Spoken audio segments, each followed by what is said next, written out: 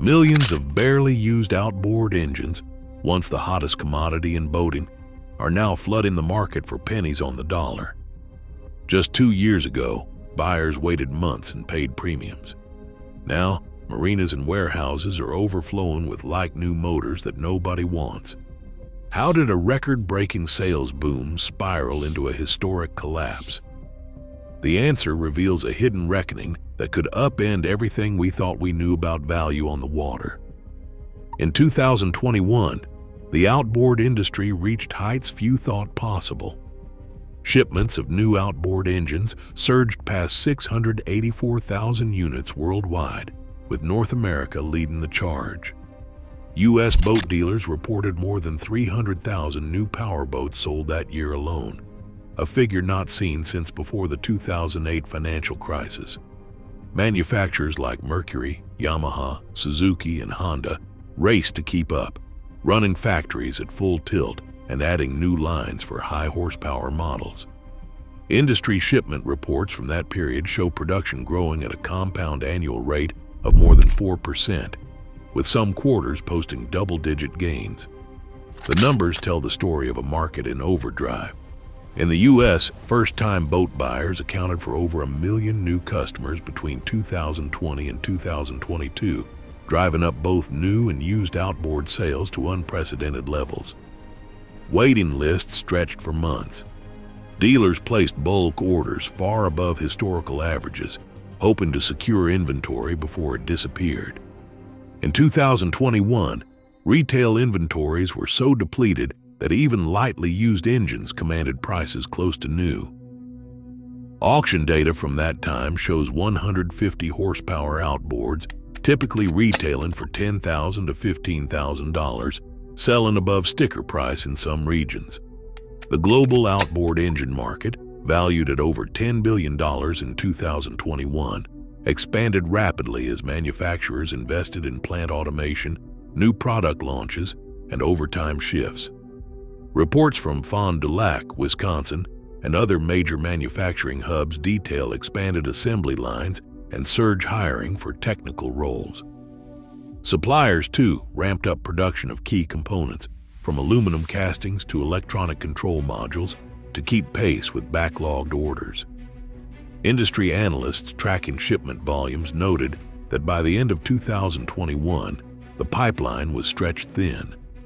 Dealers, buoyed by volume rebates and allocation programs, ordered aggressively to qualify for incentives. Floor plan lenders extended generous credit terms, making it easier for even small operators to stock up. The result? Record inventory movement on paper, with many regions posting their strongest sales in decades.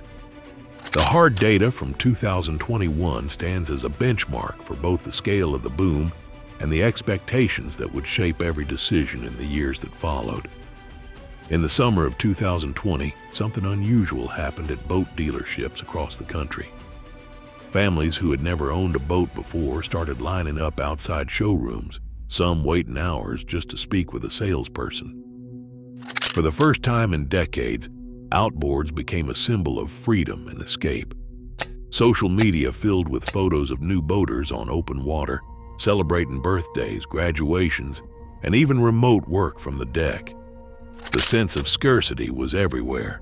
Friends texted each other about rumored shipments, and buyers sometimes paid deposits sight unseen just to secure a spot in line. Between 2020 and 2022, over 1 million Americans bought their first boat, according to industry figures. These buyers weren't just longtime fishing enthusiasts or retirees. Many were young couples, parents with school-aged kids, and even recent college graduates pooling savings with friends. For some, it was a pandemic splurge. For others, a long-postponed dream finally within reach. Boating magazines and lifestyle blogs ran stories about the new wave of owners, and manufacturers tailored ads to first-time buyers promising easy maintenance and family-friendly features. Dealers recall the frenzy in vivid detail.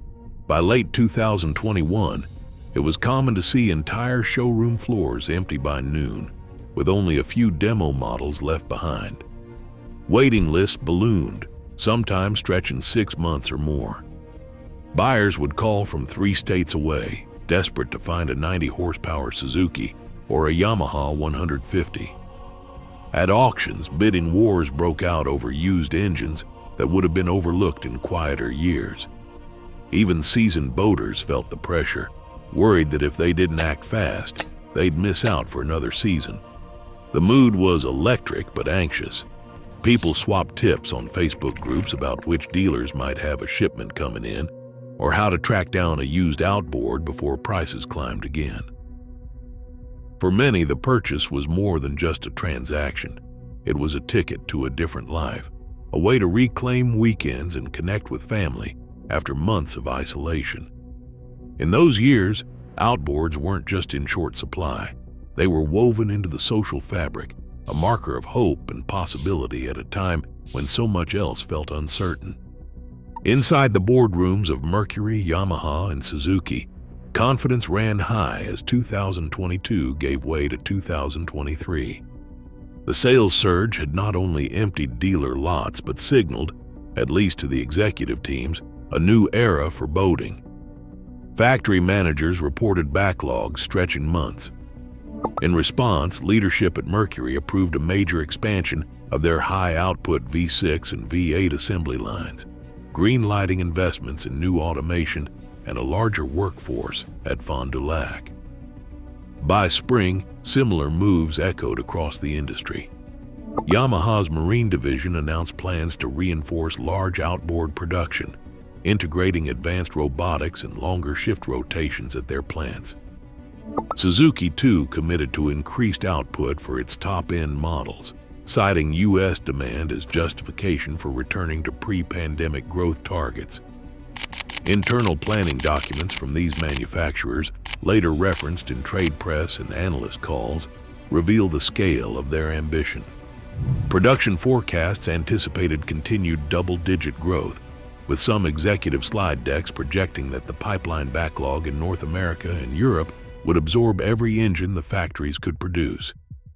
The launch of over 20 new V6 and V8 models from Mercury alone between 2022 and 2025 stands as proof of this optimism. Hiring surged in technical and assembly roles, and over time became routine. Third-shift schedules were introduced at key plants, pushing equipment and personnel to their limits. In the words of one operations manager, the goal was simple: never let a dealer wait for product again. Not everyone in the executive ranks agreed with the pace. A handful of market analysts inside these companies raised concerns about the durability of demand, warning that the pandemic spike might be temporary.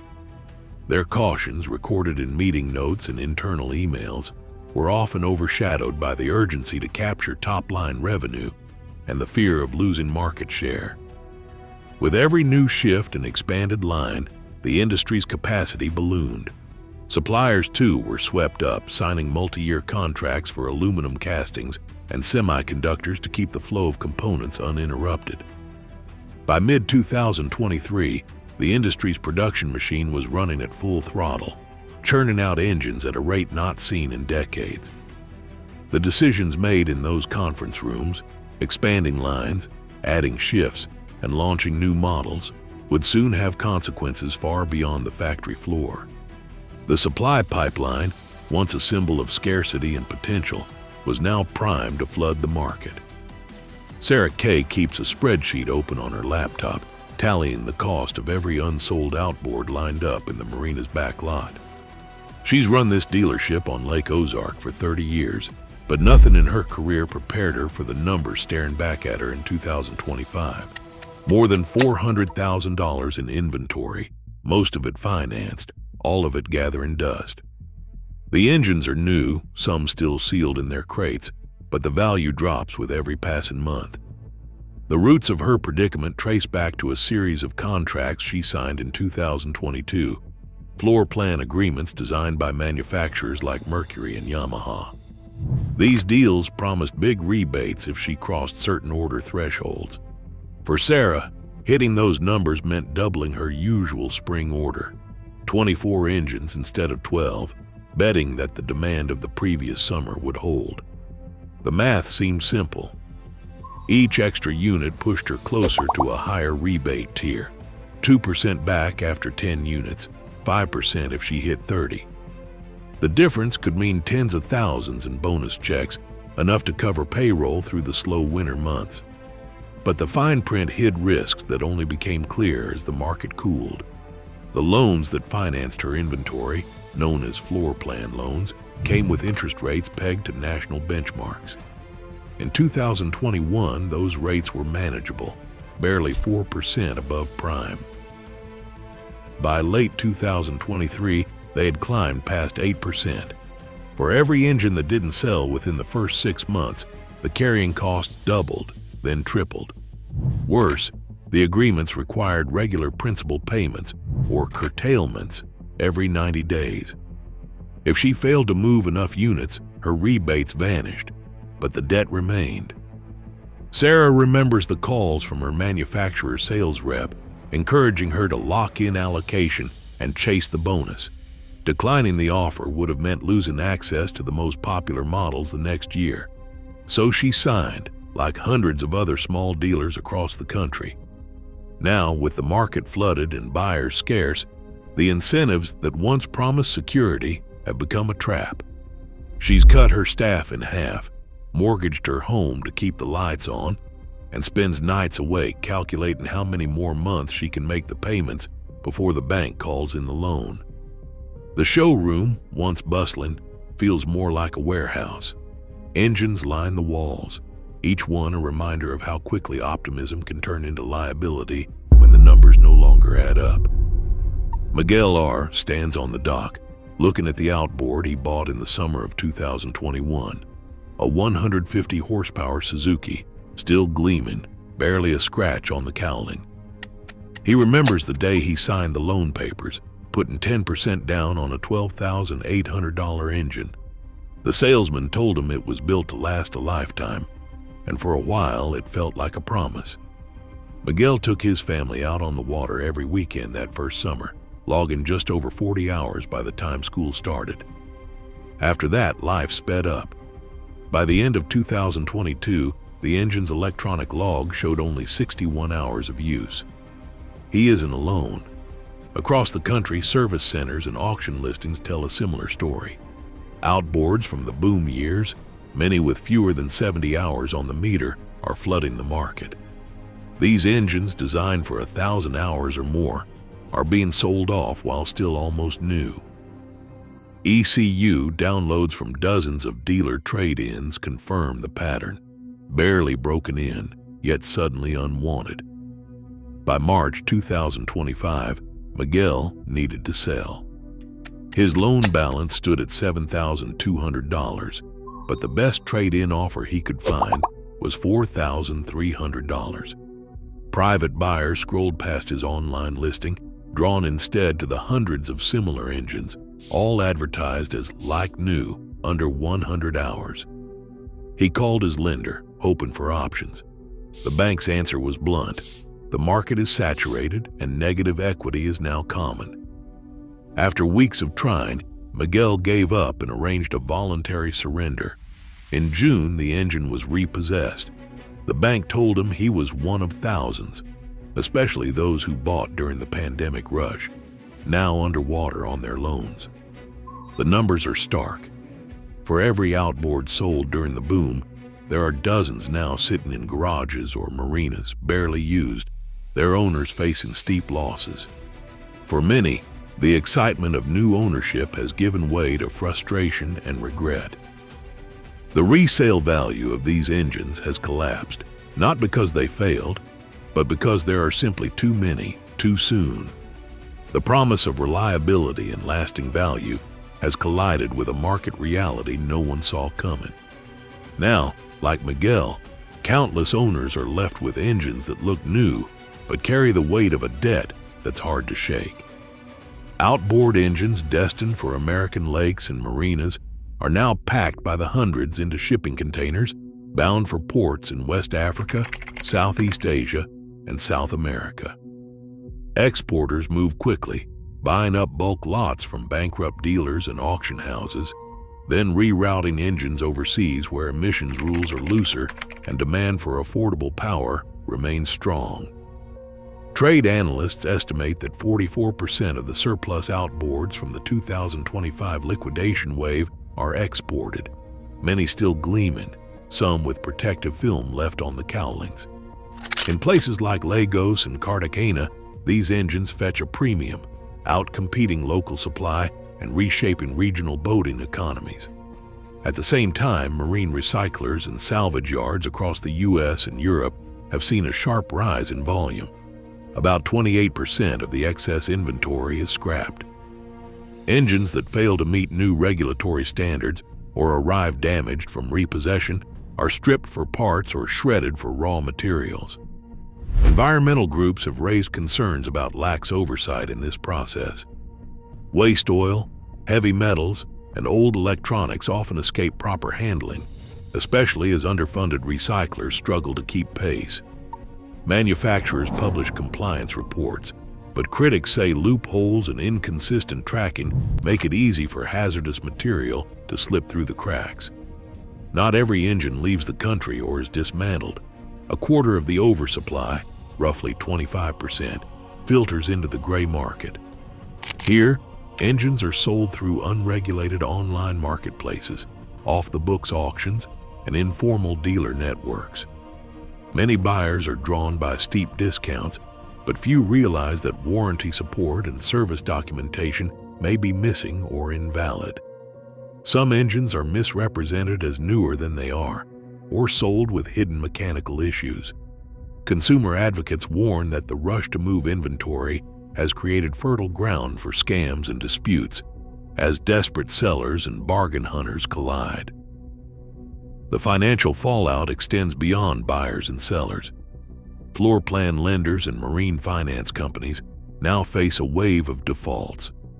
By mid-2025, more than 11,000 outboard loans are seriously delinquent, with the greatest risk concentrated in regions that saw the biggest surge in pandemic-era purchases. Lender reports show charge-off rates tripling since 2022, as repossessed engines flood secondary markets and auction values collapse. Some banks have tightened credit or exited marine lending altogether, wary of further exposure. The consequences ripple outward, affecting everyone from warehouse workers to international shippers and raising larger questions about accountability when a boom turns to bust on a global scale. In 2021 alone, over 300,000 new powerboats were sold in the United States, with more than 1 million first-time buyers entering the market between 2020 and 2022. Manufacturers and dealers, responding to unprecedented demand, expanded production and inventory based on projections of ongoing double-digit growth. But as consumer spending slowed, warehouses and marinas filled with like-new outboards, many showing less than 70 hours of use. Today, documented industry reports confirm nearly half of these engines are exported, over a quarter are scrapped, and thousands of loans remain delinquent. Yet critical data, such as full engine hour logs and the long-term impact on small dealers, remains either proprietary or incomplete. The collapse of the outboard market stands as a clear case of how short-term optimism and misread signals can reshape an entire industry. For boaters and businesses alike, the story of 2025 is a reminder that in a world driven by demand, value can vanish almost overnight.